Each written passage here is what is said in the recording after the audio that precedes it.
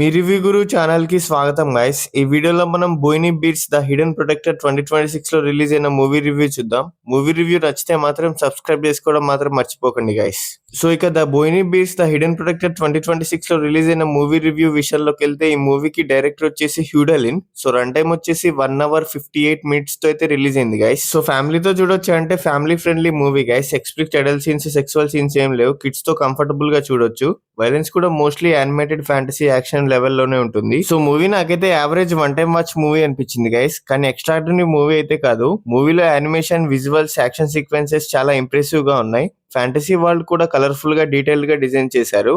కానీ స్టోరీ విషయంలో చూస్తే కొత్తదనం ఎక్కువ అనిపించదు.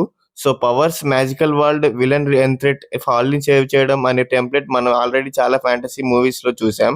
సో స్టోరీ కొంచెం ప్రిడిక్టబుల్ గా ఉంటుంది. సో స్టోరీ లైన్ ఏంటంటే బ్రియర్, బ్రాంబుల్ మరియు విక్కీకి లెజెండ్ రియల్ అనే మ్యాజికల్ క్రియేచర్ ద్వారా స్పెషల్ పవర్స్ వస్తాయి.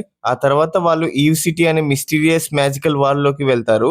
అక్కడ హ్యూమన్స్ మరియు ఇమ్మోర్టల్ వరల్డ్ రెండు డేంజర్ లో పడతాయి. స్టోరీలో ఇంట్రెస్టింగ్ పాయింట్ ఏంటంటే పవర్స్ వచ్చిన తర్వాత బ్రియర్ కి తన ఇంపార్టెన్స్ తగ్గిపోయిందేమో అనే ఫీలింగ్ వస్తుంది.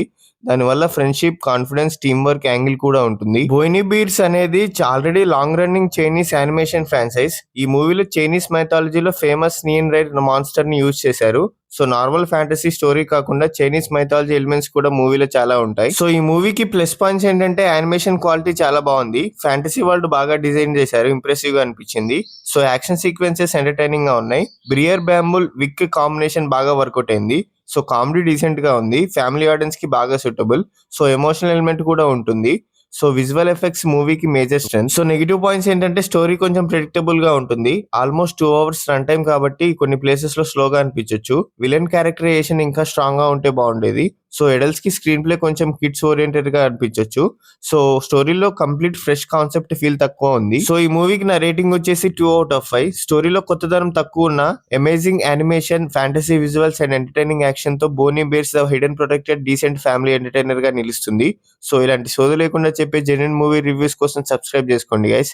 అండ్ అలాగే మీకు నెక్స్ట్ ఏ మూవీ రివ్యూ కావాలో కూడా కామెంట్ చేసి చెప్పండి guys. Thank you, love you all, జై హింద్.